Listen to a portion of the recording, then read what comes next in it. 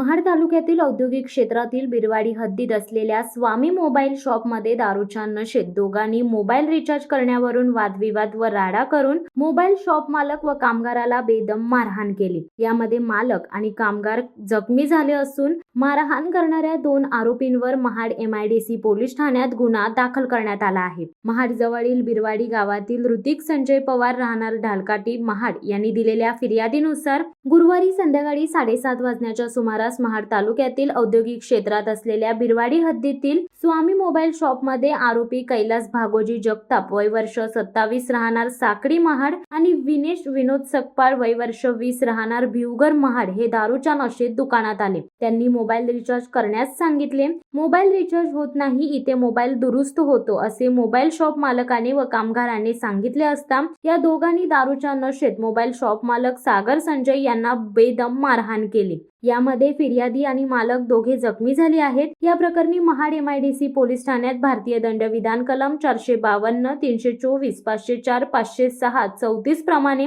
गुन्हा दाखल करण्यात आला आहे। शिवसत्ता टाइम्ससाठी रेश्मा माने, महाड। दे धडक बेधडक वृत्त देणाऱ्या आपल्या शिवसत्ता टाइम्स न्यूज चॅनलला लाल बटन दाबून सबस्क्राईब करा आणि बेल आयकॉनला क्लिक करायला विसरू नका।